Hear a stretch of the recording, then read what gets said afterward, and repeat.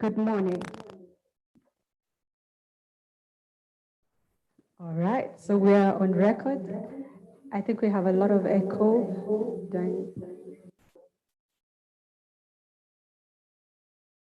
Are we good? Oh.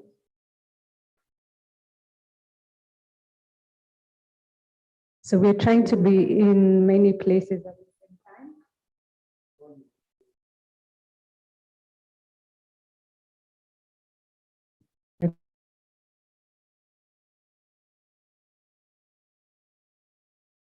I think we'll ask for some more breakfast. Good morning.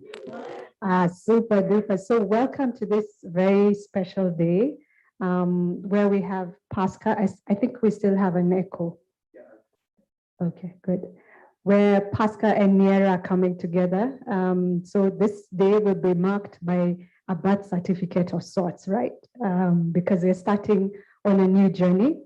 My name is Martha Ngaru. You may have seen an invite from me, and I'm very happy to place a face to everyone.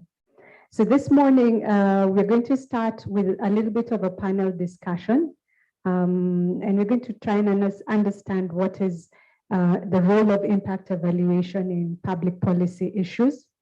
And then after that, we're then going to have the actual signing of the MoU. And then after that, we're going to take a nice picture because we must recognize this birth that's starting today. And then after that, we're going to leave at pleasure. So without further ado, I'm going to introduce our moderator for the panel, and that's none other than Jennifer. Karibu, Jennifer. And as she comes, I wonder if there's somebody online who, could say good morning to us. If there's some reaction, perhaps a clap or a thumbs up. So we're all here together.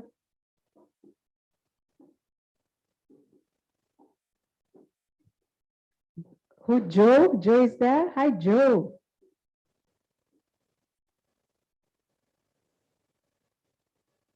I think he's still trying to get his mic, eh? Okay. And also we're a pretty small crowd, so I don't know if everyone knows everyone, but I will leave that to Jennifer because she'll need to ask people the questions. Thank you, Peter. Okay, karibuni sana. Jen, let me just get this.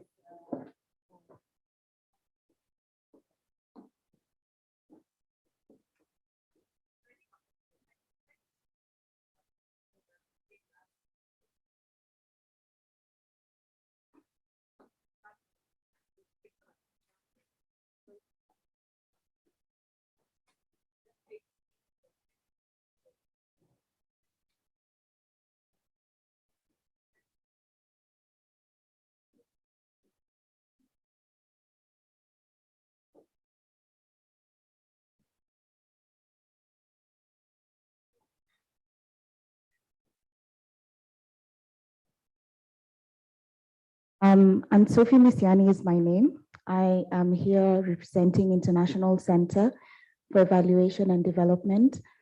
We've just recently started an initiative on research network. So, we'll be sharing more on that as well. Thank you for having me. I am the program coordinator for that. Thanks. Good morning. Morning, everyone. My name is Geoffrey Moturi. I'm coming from Kawangware Finest, which is a digital media marketing agency. I'm doing the visibility for this occasion. Thank you very much. My name is Jane Mwema. I work at PASGR in the ED's office. Thank you.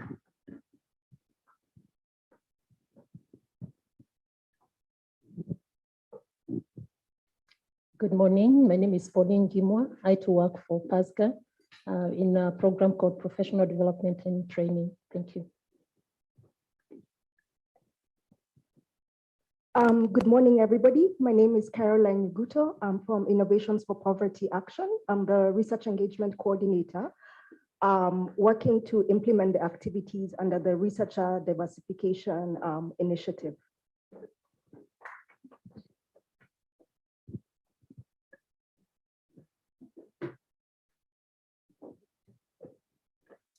Morning, everyone. My name is Amos Jogona, and I'm the chair of the Network of Impact Evaluation Researchers in Africa. Thank you.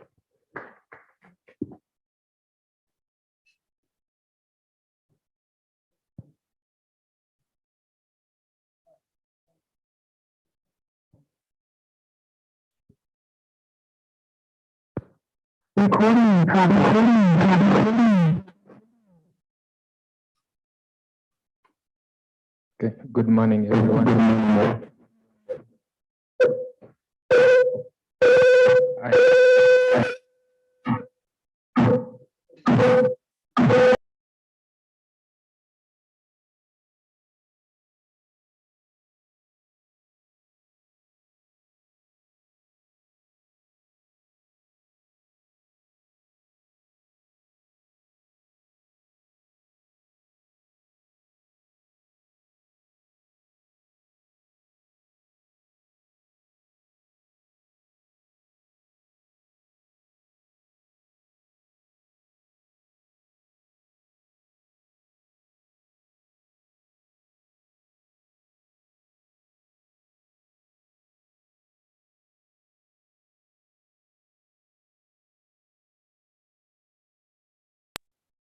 Good morning.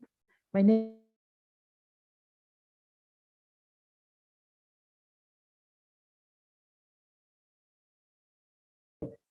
I'm Peter Joroge. I also work for the government of Kenya. Peter Wainina, working for the government of Kenya.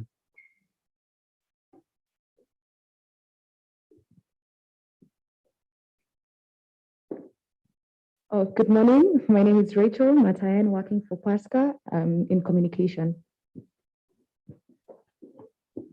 Good morning, everyone. My name is Anne Maina. I'm working with MoU as a program assistant.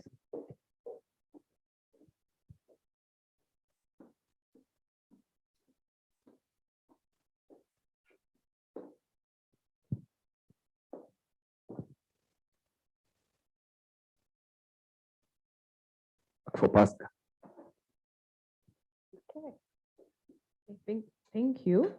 It's good to know all of you, and thank you for joining us today. So as Martha has alluded to, we want to have a conversation about literally the importance of impact evaluation on public policy, and just for all of you to get a sense of why NIERA and PASGR are here today and going to form a collaboration and a partnership. So I'd like to invite our panelists to the hot seat. Professor Amos Juguna, Dr. Anthony Mveyange, and Dr. Pauline Guma. Please, karibuni. We're going to have a very interactive session, so feel free to jump in and ask questions as need be. And I believe someone will also moderate, will also check the questions that will be coming in online. Yes?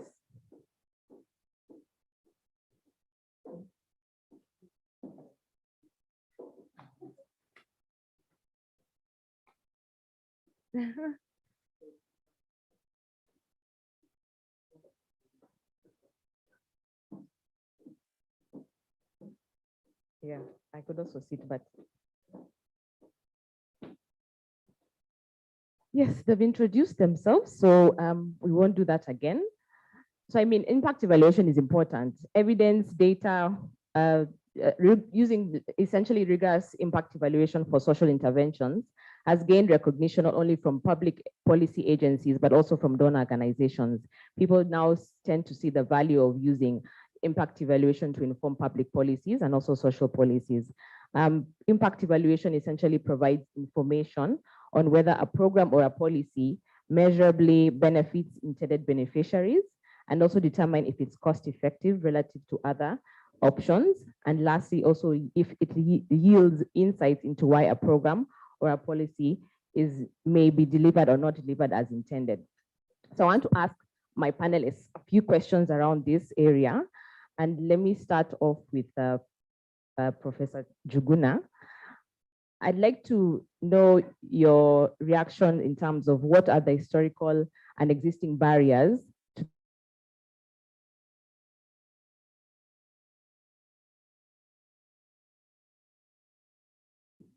Thanks, Jennifer, and thanks everyone in the audience. The question is important because we exist to solve those barriers. So we conducted a rapid needs assessment sometimes in 2019 that informed our programming. And so I'll base my answer on that. These barriers include capacity, meaning that we do not have researchers who are able to effectively undertake rigorous research. Of course, as you have mentioned, impact evaluation being one of them. The other one is cost, because to conduct research costs money. And many organizations and governments do not have sufficient resources to devote to this. The third one is attributed to uptake, because sometimes you have conducted all this research, but then who is the end user and the extent to which the research is uptaken, especially because if you do rigorous research, be prepared that it will take time. The consumers want results of the findings almost immediately. During COVID, for example, we were talking about rapid evidence generation.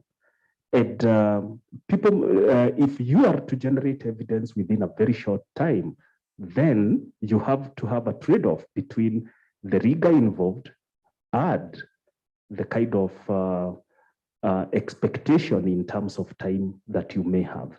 So I've just talked about the three barriers. Maybe my colleagues will also explain them. So they exist, some of them systemic in terms of the culture and the mindset in terms of using research to inform policy.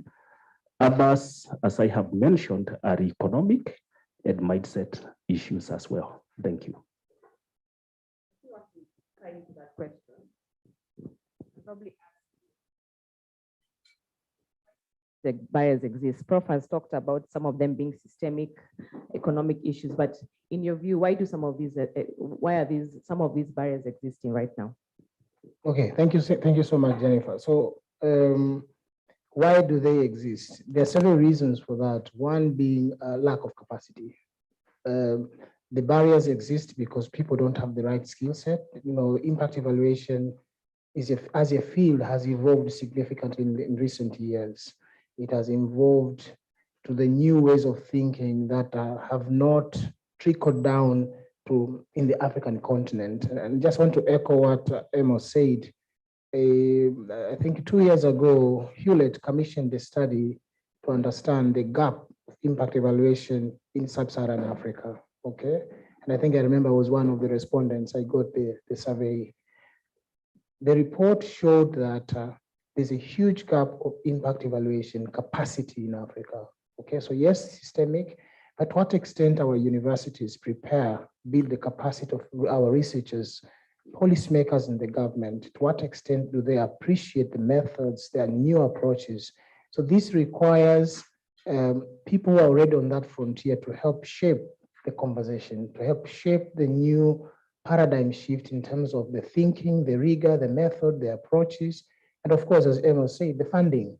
You know, you can have all these skills, but you're not able to apply them. Okay, so creating an environment where all of these can come together is very critical. So these barriers have undermined significantly what governments in Africa are doing, because one of the cry out in the international development space is donors' money is given, but very little can be attributed to in terms of impact. You know, there's so much money that has been spent within the African continent, across the globe. How do we measure credibly so that we're able to have what we call value for money? That has actually lacked. And this is one of an area where in the donor community, they want more. These days, if a donor gives you money to implement a project, they want you to infuse in it the ability to measure its impact. Okay, thank you. Just to tie into that as well, that will move us into the next question. You've talked about creating an enabling environment where we can use some of these, leverage on some of these opportunities. So my question to you, Dr. Pauline, is what are some of the untapped opportunities that locally grounded research organizations practitioners, development partners can leverage to push this agenda of utilizing impact evaluation on public policy? Thank you very much, Jennifer. There is a lot that is here in the country and also globally that we can tap into. My core panelists have talked about some of the challenges and barriers, and what has featured between the two of them is capacity. So we do have organizations such as PASGR-NIERA who are already doing a lot of capacity development in this area.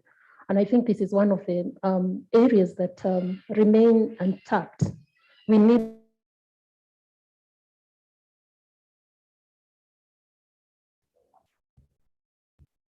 evaluation. People who are working with the donors because they want accountability. We want to encourage them to tap into such existing capacity development organizations. And I think another one tied up to that is the universities. What are our universities doing in terms of impact evaluation? Is impact evaluation being taught in the universities? I think we need to revisit our curricula and see how can we inject modern thinking of impact evaluation in the curricula. There are universities, there are courses about evaluation, monitoring and evaluation, and such kind of evaluation courses. We need to revisit the curricula and see how can we start injecting such. That is an untapped potential, because what would happen is that when graduates come out, they are up to date on why they need to start thinking about impact evaluation. I also want to talk about government. What is government doing and what is the untapped potential there? We have the National Research NRF, and NRF has resources, financial resources. Professor Jogona did talk about the economic side to the barriers. And I think NRF needs to inject more resources specific for impact evaluation. So I feel that there is an untapped potential within the government setup in terms of funding, because funding is there, but how much of it is allocated to impact evaluation? But all this ties up to awareness. And just listening to participants introduce themselves, there are existing networks that are doing research. And having a platform like this one that creates awareness as to why we need impact evaluation within the existing networks, that is very important, because I see an untapped potential there. And one way to do that is to create awareness. This kind of platform that we have today and others is very, very important in creating that awareness. I'd also want to talk about existing networks in associations for evaluators. There exist evaluator associations. In Kenya, we have, I think we have Kenya Society of Evaluators. Also in Africa, we have something like that. These are important opportunities that can be tapped. I know they do more of monitoring and evaluation, but impact evaluation should be injected in there, and they need to really familiarize themselves or reskill themselves in terms of impact evaluation so that they understand. I've sat in some evaluations where there wasn't even theory of change at the beginning, and therefore it becomes difficult to do impact evaluation. And therefore, creating an awareness of what impact evaluation is among those societies, that would be a value add, because even in their own work as monitoring and evaluation experts, it would be easy when they know what impact evaluation is about and how to conduct important impact evaluation. Thank you. Thank you so much for that. You've talked about networks, leveraging on networks. and making sure we make the most out of the opportunities we have. You also mentioned about revising the curriculum. So I'd like to ask Professor Juguna, you as you're wearing your hat working in the university, United States National University, what are the opportunities there, especially when it comes to ensuring that researchers get specific skills on impact evaluation and also transfer these skills to apply them in informing public policies? Thank you, Jennifer. One of the issues, and I really commend Pauline, what she said about the issue of incorporating rigorous approaches to research, of course, impact evaluation being one of them in our curriculum. That has been lacking. And so you find that some of the research done by universities and even some of our research institutions lack the in-depth rigor that public policy participants and governments would use. So when they present their results, our colleagues in the public sector punch holes into how the evidence was generated and eventually is never implemented. One of the things that we have done as a network, we have a program called SIPA, that is contextualizing impact evaluation pedagogy in Africa. And what we are doing is we have 11 institutions, 9 of them being universities and 2 of them being research institutions in East Africa. And what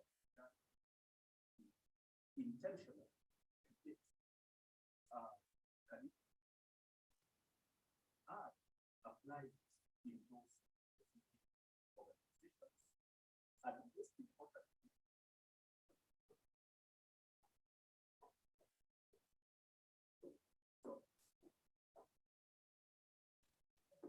so that is to ensure that we are not only investing, but also sustainably incorporate either through specific courses or concentrations programs, and ensuring that so that as who goes into that specific can find a whole bunch of courses that evaluate them, and they are able to learn, be trained, and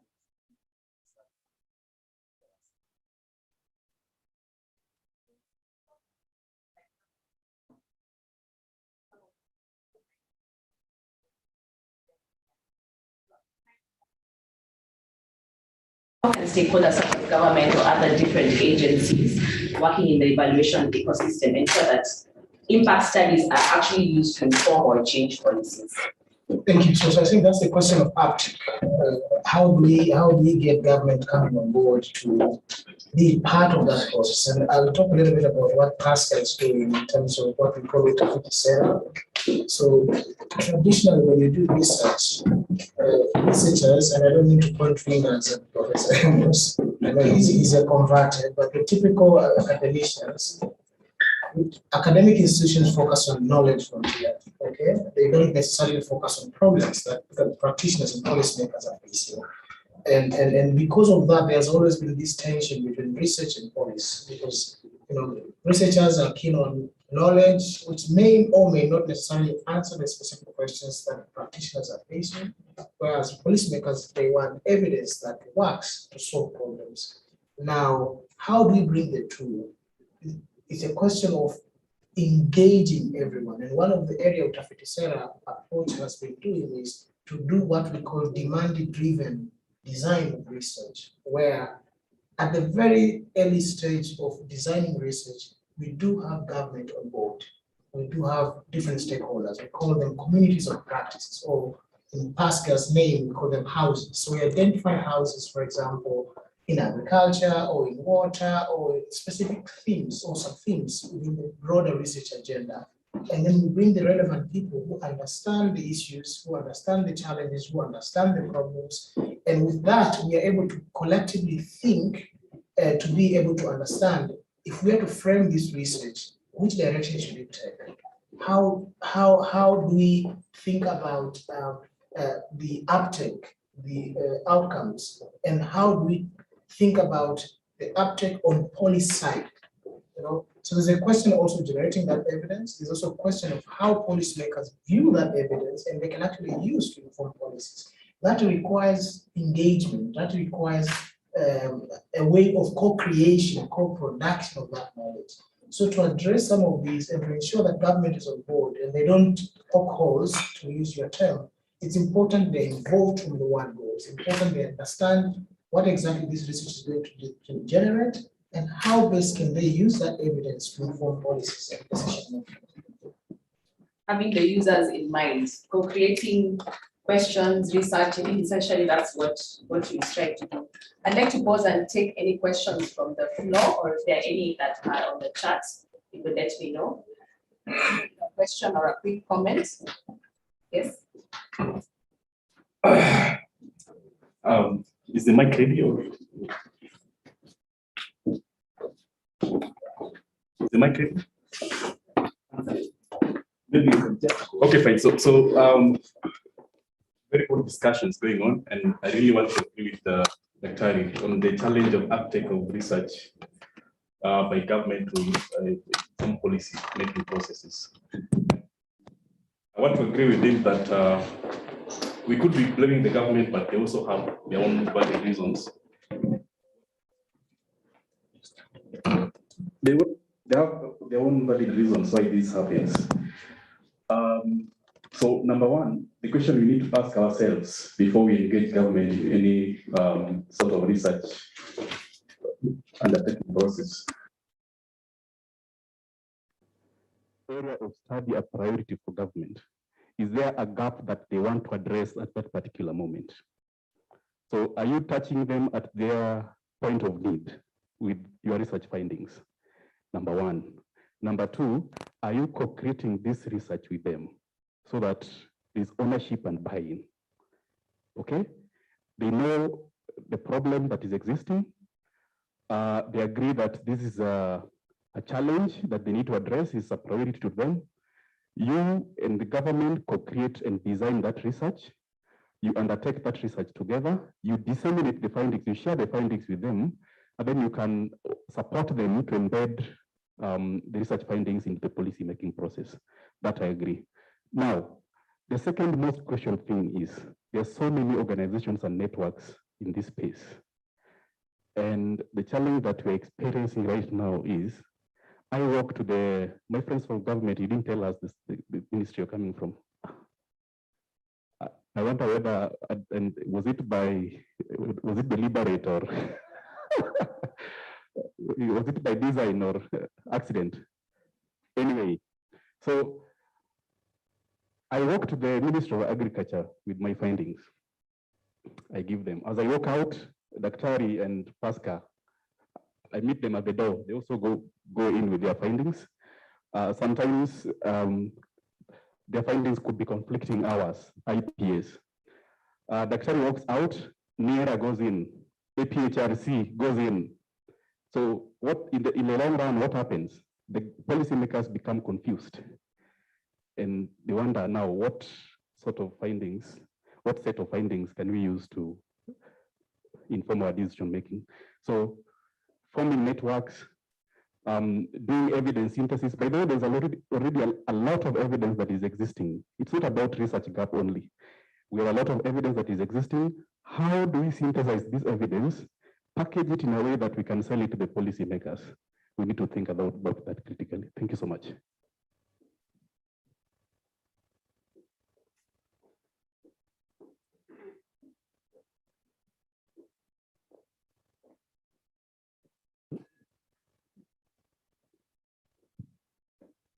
Thank you.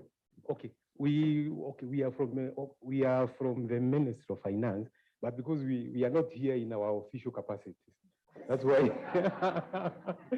So we are friends of Pascal. So we said we want to be here and hear it from the source, other than now find the information finding us in our office. As my friend has put it here. And forgive me, because I could be asking a question from a layman point of view in this technical area. Research, because we are talking about research. One, there are a lot of, I'm sure research starts from challenges and problems in the society. If you are to start from that point of view, then the question is, there are so many, very many diverse areas and fields. Then the issue is, and there are also very many players in this area. So what informs these very many organizations? And to start with, as he was putting it, we don't know to what extent there is collaboration in the players in this area. If it's there or not there, at the end of the day, because it involves resources. I want to imagine research is actually an expensive undertaking. So it starts with prioritizing. What goes on into prioritizing, what area you are going to select, and the impact of that out of, because the resources, you can't research on everything. You must prioritize into the most needy area. Then after prioritizing, then that focus, the research is done, the result or the output or the outcome of that research. We are sure the very many organizations, the universities and several other stakeholders and players in the area, we are sure at this point a lot must have been done. So I think there could be a challenge in either disseminating that information. And we are sure because with our interaction with the universities, there are a lot of those reports and research reports gathering dust at the various institutional libraries. So a lot of resources has gone into that. But at the end of the day, how did that, because there is that outcome is not an end in itself. It's supposed to address whatever informed that to undertake that research. So once that is done, because at the end of the day, to many of us, as I was saying, many of us laymen out here, what we are interested in is the socio-economic impact of that. Because we want to imagine a lot of those things which have been done, I'm sure, a lot of it may have had a lot of socio-economic impact in the society. But because of it should start from selecting, prioritizing, designing, doing the research, and not edible, because that is what is important. How is it used? And as we talk about evaluation, it's actually to evaluate what was the objective from the beginning. We have the report. Has it been implemented? If not, after the evaluation, then it gives that feedback should lead into something, which again informs who is supposed to do what. That at the end of the day, after using all the resources, we are interested in the women out here is that socio-economic impact. Thank you.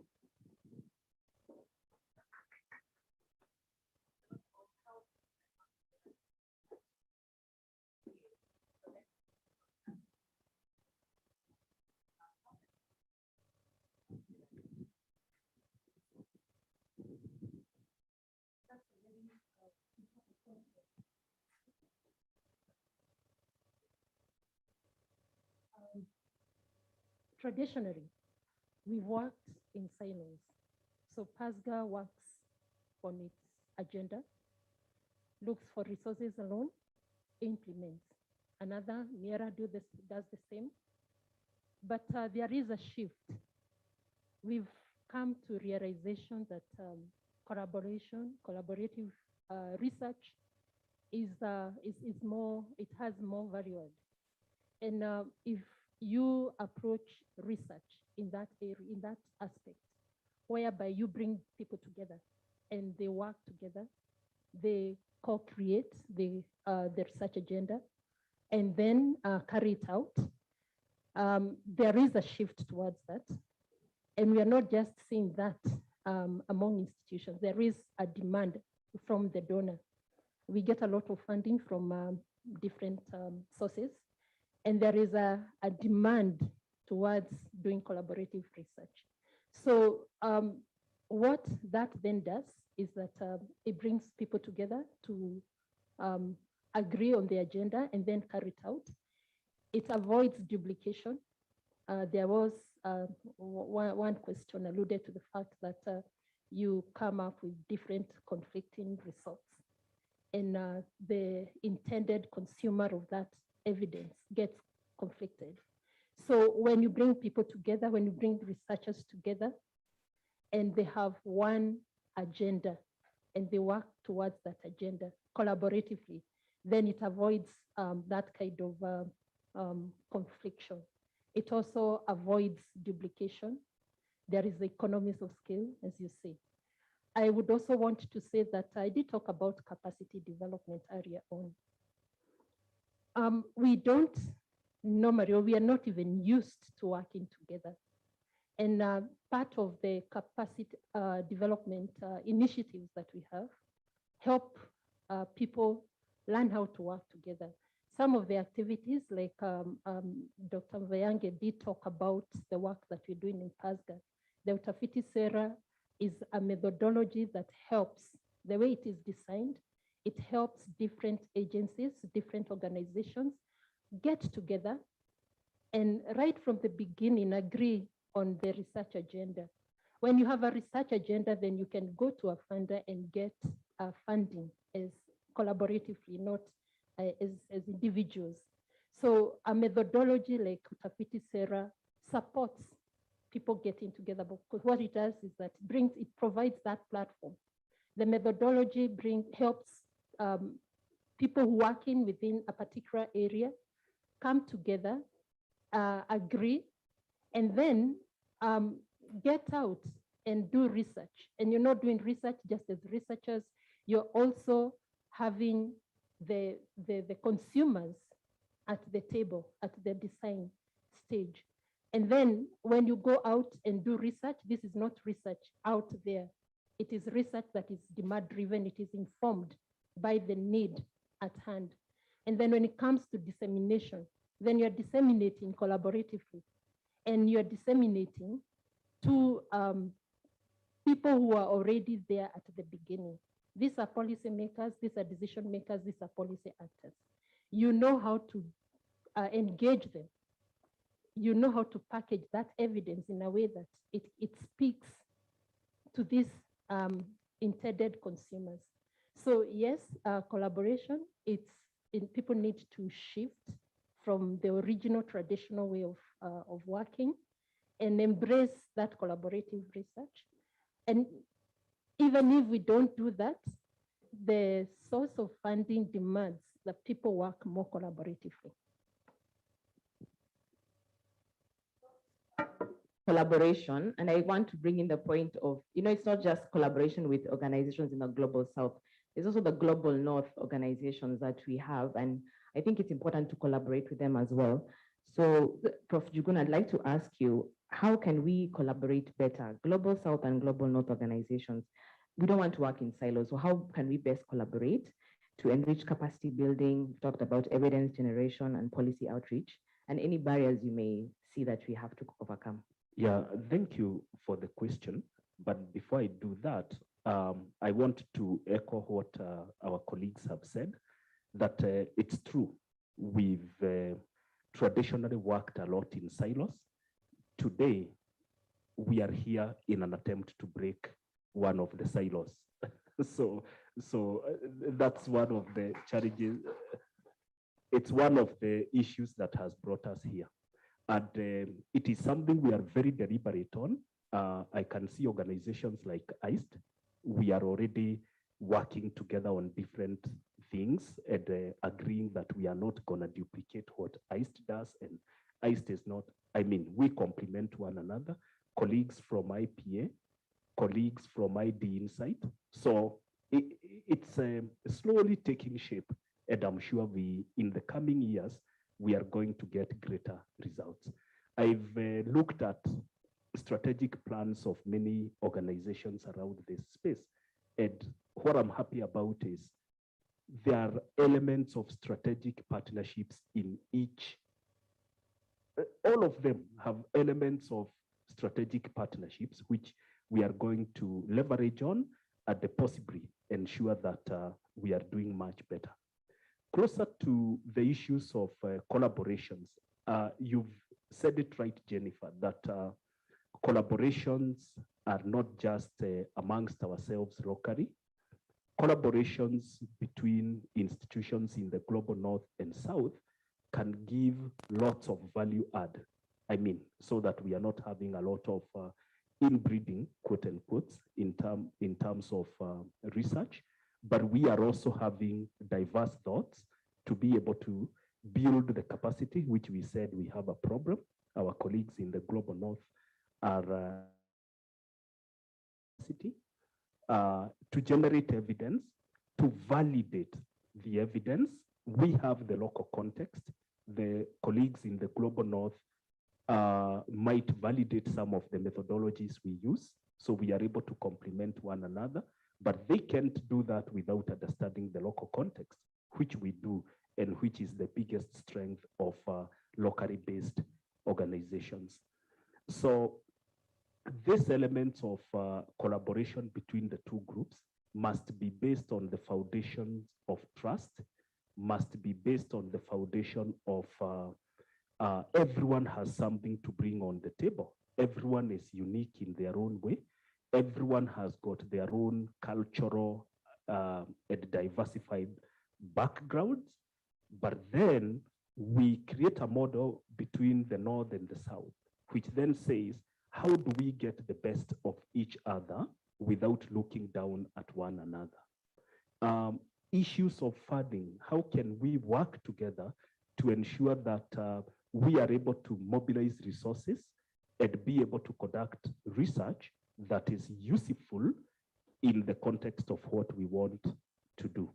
And that also informs the question that was asked with regard to prioritization, because that sometimes is also a barrier.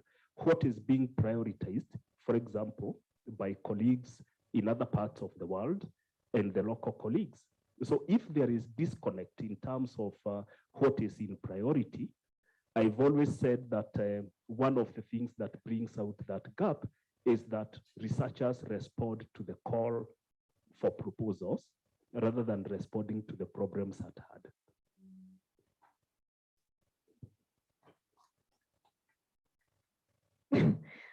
I'd like to hear Dr. Veange's voice on that. I think given your experience working for and with Global North organizations, in your view, what are some of these barriers we need to overcome to have meaningful collaborations? Well, I want to follow from what Emo said. The relationship between Global North and Global South has always been very delicate. Let me put it that way. It's the same way our governments relate with the Western governments, basically. But the beauty about knowledge is there's no monopoly of knowledge. That's the beauty about it.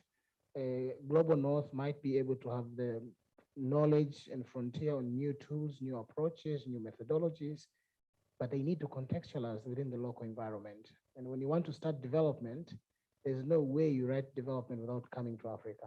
And who understands development better than ourselves? Because we grew in this environment, we understand the challenges, we understand the processes, we understand how we think, how we work, and you don't just copy and paste, you need to localize, okay?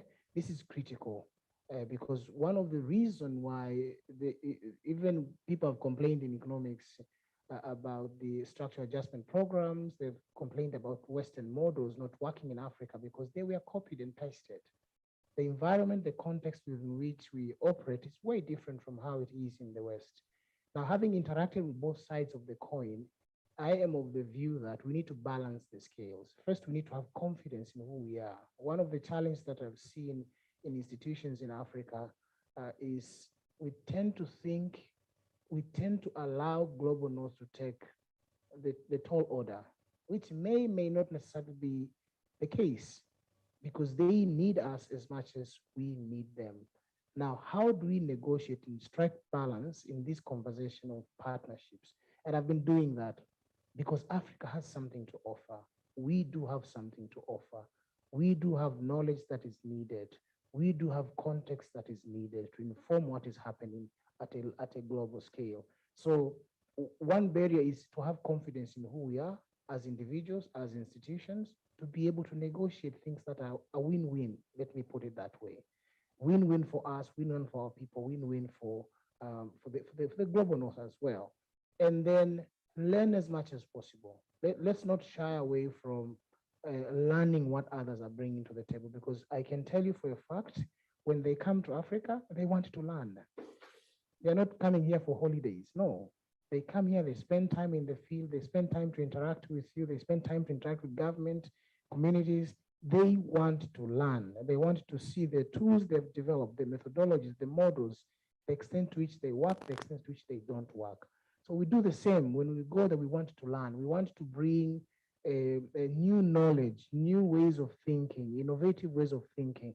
And we cannot do that alone. In the current status of how the world is, you can't live in isolation. You need to be able to learn, but you also need to understand who you are. What do you bring to the table? What informs who as an individual, you as an organization, and as a continent? And we do that, we'll be able to bring a voice. Because what is lacking is that authoritative voice to say, this is what we want. This is what we bring to the table. And I can tell you, they listen. But when you don't, they will actually lead. And you'll be a follower. For how long can we be followers? So those are the challenges that we actually need to address, building confidence in who we are. And I just wanted to echo one thing that our colleague from the ministry said, prioritization. How do we communicate? That's very important, because most of the research work is done, it's technical. You have laymen on the audience. How do we move from effective communication? How do we move away from the technicalities, which is rigorous and expected?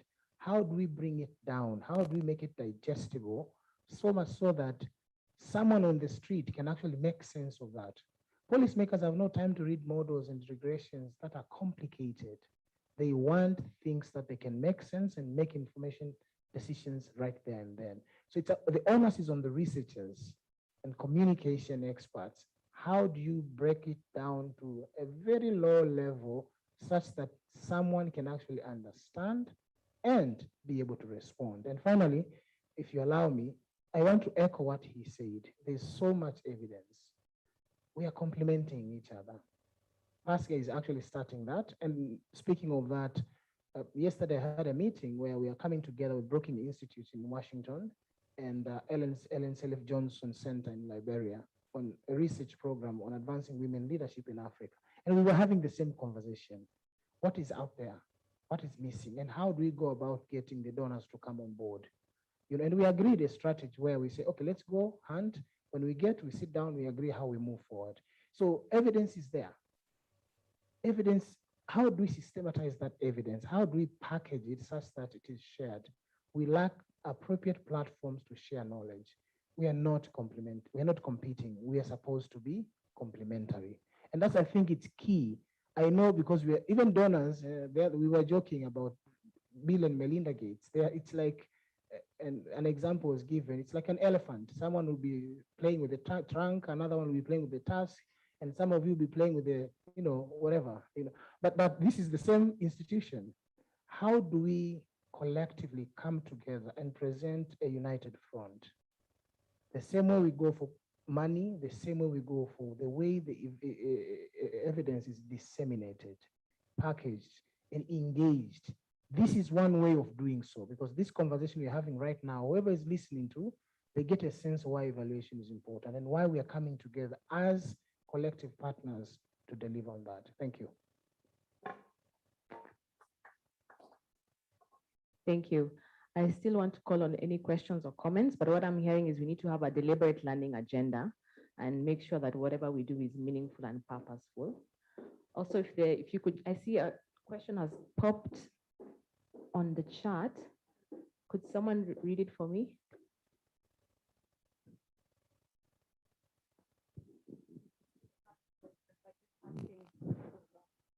Okay. Any questions or comments from the floor? Yes. Thank you very much. Very interesting conversation here. I have a question for Dr. Mveange. I'm so happy to have the economist in the house, the powerful economist. So we're talking about collaboration, and I have in mind an example of RU Forum, the Regional Universities Forum for Capacity Building in Africa. It's so huge. It has over 100 universities on board, And at some point, these economies of scale start setting in. What would be the warning signs that now these economies of scale are setting in, and how do we mitigate those? And to Professor Njuguna, we can't even talk about impact if the results, if the research results are not being used. So the issue of utility is very important. Now, to what extent are universities helping researchers to start questioning implementation issues? My experience working for the Commission for University Education, for example, is that researchers will generate some useful knowledge. Moringa is used to clean water. Okay, so those are the research findings. But to move from there to use, you have to look at what else is there that's used to clean water, and how do you compare the two? So your reflections on that will be very useful. Thank you. All right. What are the signs? What are the signs when economies of scales kick in? Okay, it's like evaluation within evaluation. You're doing an evaluation and you need to evaluate yourself. I don't think there's a definitive answer, but I'll try to sort of give a bigger picture, what I think as a person being in that space. So economies of scale, you have 100, 200, 500. The question is, what defines us coming together? What values bind us together? I think it starts from there. We have had challenges, for example, you are many, and then before you know, it's like in a family, you are many, before you know, you go your direction, right? And then maybe you start chewing, there's backbiting, and then that leads to collapse, okay? But I think it's about first what brings us together. It doesn't matter how many, it can be 200, it can be 500. Now, if there's disconnect in the values that bind us together, that is a starting point to start worrying. What are our interests? What do we intend to achieve? That's also very important, because even if we are talking of economies of scale, if what brings us together and what interests do we have don't seem to be clearly defined, and who does what, we're still, that's what we see even in our regional bodies. Countries don't tend to agree. Countries, we've seen it in many instances, I don't have to mention, right? So yes, economies of scale is important, but how do we carry that agenda forward? And also we need to think about succession plan. Sometimes the founders, maybe you and me, we're founders, we shared. Would it be if I'm no longer an ED, is no longer the chair, someone else takes over, will they share the vision that we had? I don't know, you know, and this requires, it's a whole process of how first the values, how do we define the values, but most importantly, how do we do the nurturing, the succession plan, and how do we then bring all of us together? Who does what, who contributes what? Because one challenge we have seen in African setting is there's power plays. Economies of scales can also come with what? Power plays, it has to be me, egos, but how do we actually address those? And that really defines whether it's a bylaw, whether it's the charter, I don't know what it is that brings people together. That's very important, needs to be defined. When we think, I can give an example of African Union, or AU then, the Nyereles, the Kenyattas, the Nkurumas, all of them. These are the people who went to school in the West and they actually came together. When they came together, they said, how do we go back and change our continent? Nyerere saw the movement in Southern Africa, right? He hosted many. The Nkurumas, they did the same in Western Africa. But it required a few with a vision of how to bring together the continent. But what are we seeing now? Fragmentation left, right, and center. We are seeing fragmentation, governments fighting. I want the office to be in Nairobi. I want the office to be in Arusha. I want it to be in Accra. And it's a huge fight. Does that bring us together? Does that really take us home to where we were supposed to be? So this is the gap. It's similar to the economies of scale. How do we really harness the African dream? How do we really come together? We have to realize we are all working towards the same goal, regardless who is going to take over the vision.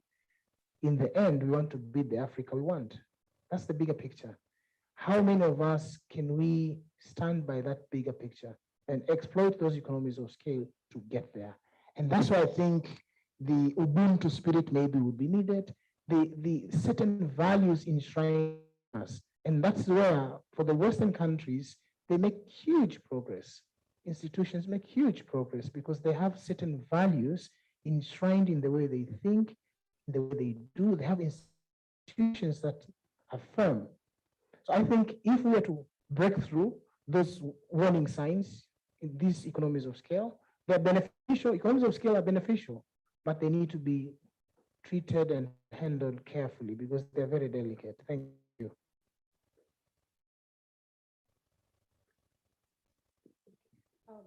Jennifer, if you allow me, before Professor Jogona comes in with the response to the second question, there is something I would like to add to what Dr. Mveyange has said. The place of learnings, as we get together in the economies of scale, what are we learning that can inform a better we? And this is actually, it points to why we are here today. We've not practiced a lot of impact evaluation. We've not actually even evaluated ourselves in the way we are conducting our practice and what brought us together. And if we don't do that, then we don't get to know what is it that we are learning that can make us better. And impact evaluation would be a very good tool to help us do that. So in addition to that, those very valuable contributions from Dr. Mveyange, I believe strongly that it's not just research, it's also how we get ourselves together and how we conduct ourselves and how we go about the business, that we need to evaluate and see what lessons are we learning. How are we committed to what brought us together in the first place? What can we do to make ourselves better? How can we adjust ourselves? And that is why impact evaluation in whatever we're doing is important. I felt that I needed to add that aspect.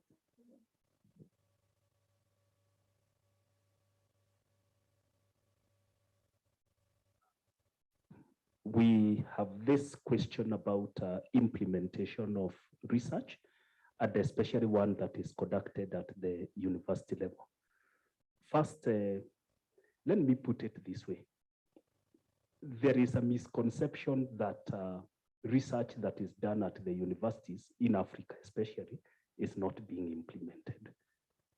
I serve as I wear another hat as the dean in charge of graduate studies research and extension at USIU. And I can just top of my head, we've done research around conflict and violence prevention, where we do data analytics, looking at, you know, that book called the Occurrence Book.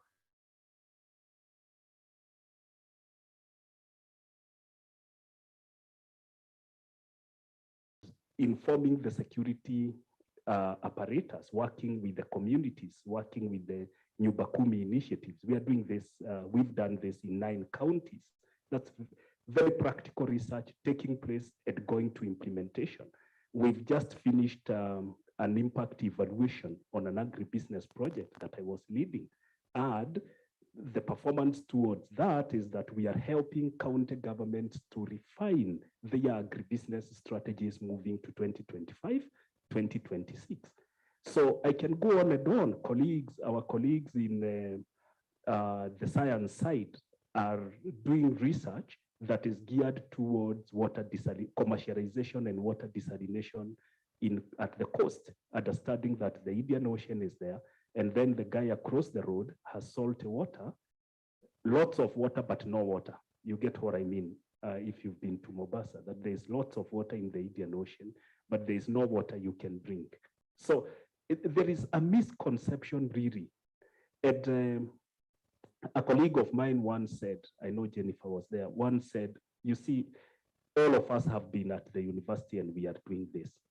That said, there still remains a proportion of research that is too theoretical, unapplied, and that many people are not making use of.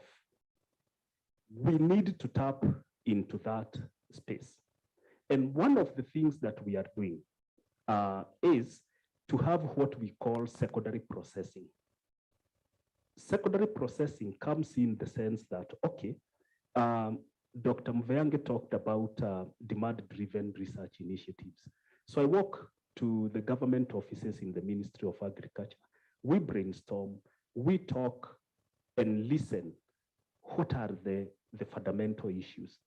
Demand-driven research initiatives tells us that we might discover that really to solve his problem, we do not have to do any more primary research. So we come back to the evidence that is already there, synthesize it. We have people whom we have trained, and we are also trained to conduct very rigorous, systematic reviews. I will tell you that that's one of the areas that we've worked together. We generate all these evidence gap maps, come up with very well sorted out synthesis of those results, then go a step further, develop a costing to implement this solution. What kind of costs will be required in the short run, in the midterm, and in the long term? Then come up with an implementation plan. So the progressive research university is already moving towards that direction of saying we have all this, how do we get all these things done to be able to improve and have the research results implemented? And if we do that, even the cost of doing research comes down significantly. Thank you.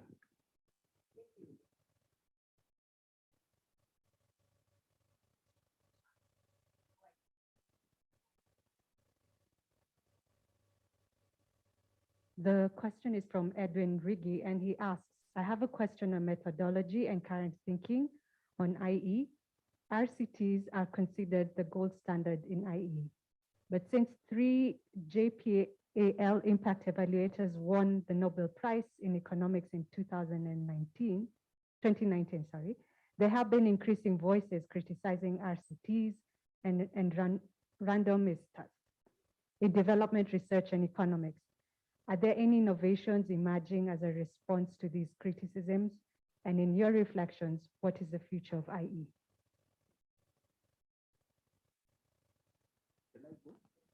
I'm a strong believer and a philosopher of research methodologies being based on research questions.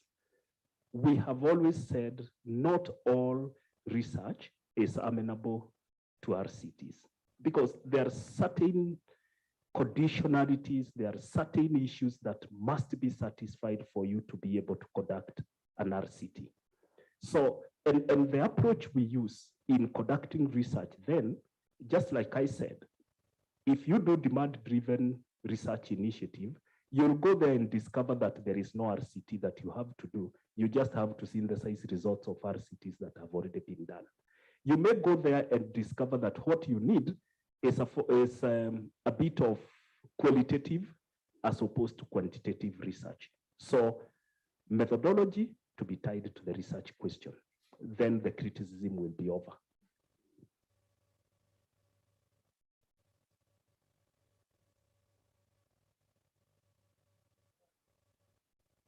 So now I'll speak as an economist that I've been involved in this randomist experimental approaches and the criticism. I understand the debate very well, but let me put it this way.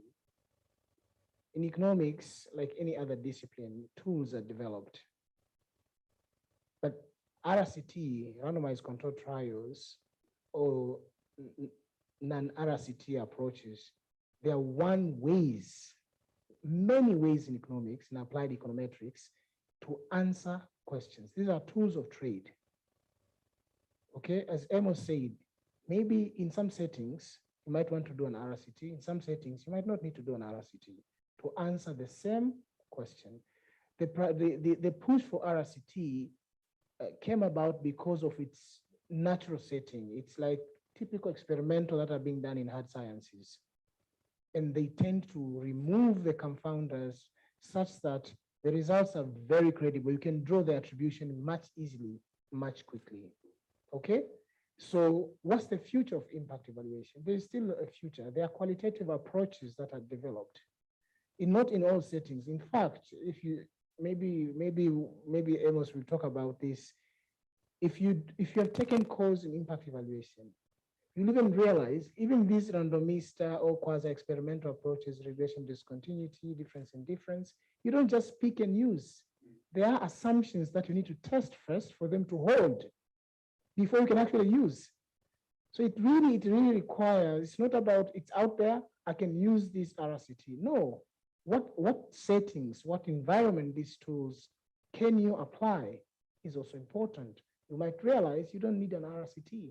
Perhaps you just need a simple qualitative analysis to synthesize the issues to understand what is happening. Okay, so there's that economist, as an economist myself, there's that bias towards, quantitative, because numbers don't lie. There's no subjectivity in numbers, and it's rigorous, it's statistically proven. You can always show how it works, and so on and so forth. The qualitative bit, there's a lot of you thinking, your subjective mind, and so on. But you see, these are disciplines. If you go to sociology, you go to other disciplines who prefer qualitative approaches, they're actually happy, and they've done work that have had impact on policies. So the issue is, how do we bring the two together? It's not competition, it's complementarities. Which approach is better than the other depends on the context and the problem at hand. Thank you. Thank you. I'd like to give the panelists in 30 seconds your thoughts on the future of impact evaluation on public policy. How can organizations that are keen on building capacity of IE researchers and those who push the agenda to use evidence in public policy, how can they collaborate better? And in your own view, what are your thoughts on the future of impact evaluation on public policy? 30 seconds. 30 seconds. What's the future? The future is very promising. There's demand. The gap is huge. And I think we should keep pushing to do more in this space. We need to sensitize the governments, the partners, the private sector to come on board. And this is one step towards the right direction. How? I think it requires us to come together, think alike, see what strengths do we have, what do we bring to the table, who can do what, agree, and churn a way forward. Because it takes all of us collectively to think and agree. If we don't agree, there's no how. The how would come, do we see the same thing? Do we see the same direction? What can we do together? So we need to have the principle first. What is it that binds us together? And then focus on how can we get there to implement it. Thank you. There are many ways and many interventions that we can talk about when we think about the future of impact evaluation. But I want to put in one, the capacity development and capacity building. And listening to my two co-panelists, an economist and an educator researcher, we need to inculcate the thinking of rigorous research, but also research that addresses different aspects. And that is what Dr. Mvayange was talking about. In the past, we had impact evaluation being done by quantitative researchers, economists.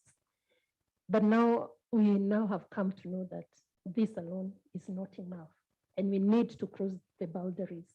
So we need to build in capacity among our impact evaluators to be able to do not just RCTs, not just quantitative, but to use methodologies that speak to the research question, to the research agenda. What kind of approaches are going to help us meet the best? That's about capacity development. We need to know, how do we engage with policymakers?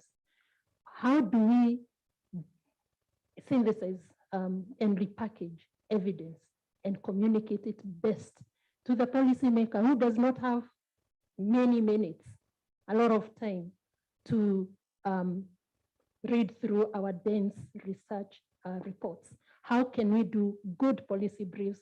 How can we do, how can we package our evidence in a way that it is palatable, it's best understood within a very short time?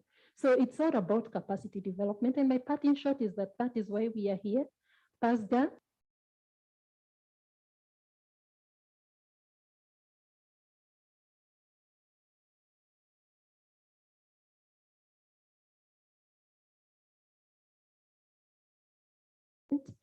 building to help our impact evaluators do a better job? Thank you. My parting shot will be on what the previous question that was framed on chat. And the future is bright because impact evaluations are now accepted as appropriate ways of generating knowledge. It's about, is it an acceptable way of generating knowledge? Personally, I was drawn to impact evaluations because of an understanding that you can test very simple interventions that work. Like you can do an SMS to a group of people, remind them to have vaccination, and that saves their lives. Never mind the little cost of an SMS. So I see us having potential to test things that have not been exploited, connect that with the innovation space, and get things going. What are these things that we have right now? The Kenya Innovation Week has just ended. Whoever attended will agree with me that there were very good ideas that were being generated within that conference. But those ideas remain ideas until someone does a test on them and indeed confirms that those ideas translated to interventions can actually create an impact, and that is the only way they will be scaled. Thank you.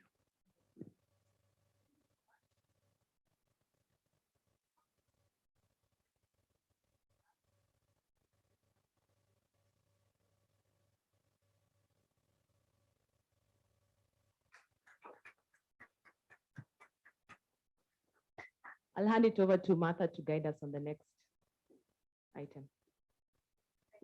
Thank you. So it's that moment.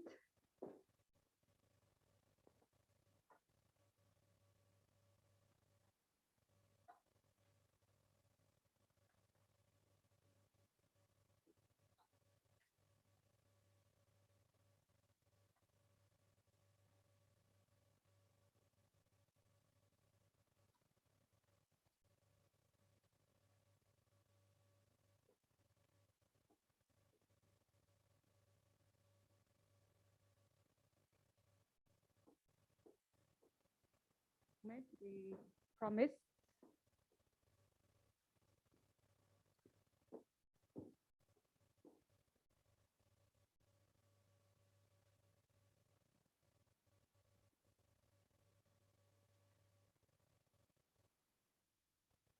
In African custom, there's vigelegele na shangwe. The birth of a new baby, the birth of this launch between PASGR-NIERA, signed by Professor Njuguna and Dr. Mviange. They've each established that. So I think this calls for a photo. You can stand up together and shake and exchange to show that, yes, you two agree. Smile for the camera, please. Thank you. Yeah, we cheer you late. Thank you very much. Thank you very much. Ladies and gentlemen, yes, a good photo there showing what is this, that this collaboration starts. You can find more information on our respective websites, charts, and obviously you can reach out to us. We thank you for being with us in this very beautiful moment. And I'd like to ask, if I could, Beatrice herself to give a vote of thanks. Beatrice.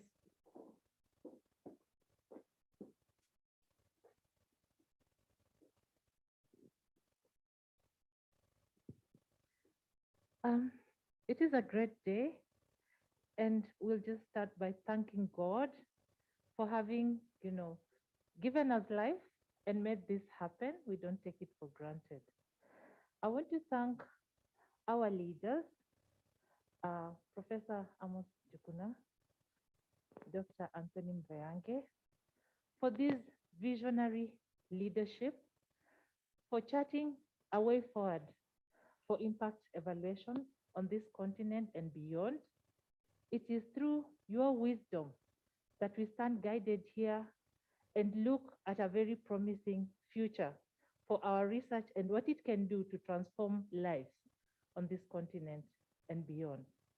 I want to thank the entire network of impact evaluators. We are looking at you to strengthen the work that we shall be doing collaboratively going forward. I want to thank all of us here, distinguished guests, who've contributed in one way or the other to make this such a great event. I may not be able to mention each one of you personally, but just know you're fully appreciated. And I know that we'll gather here again to celebrate milestone after milestone. Thank you very much. Yes, so for sure. Thank you, Beatrice. Before you sit down, I want to invite everyone up there to take a group photo, which we will keep in our album, both digital. I hope the digital crowd, we can also take a picture of them, I don't know. But everyone, please join Dr. Mviange and Anthony right at the front there, including those who asked questions. You see?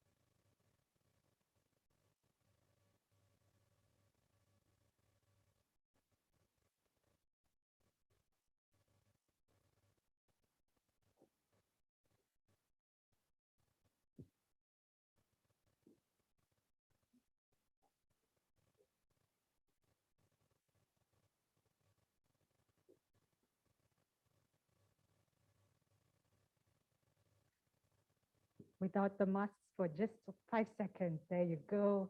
At least you can see their smiles. Oh, I'm missing. Yes, actually.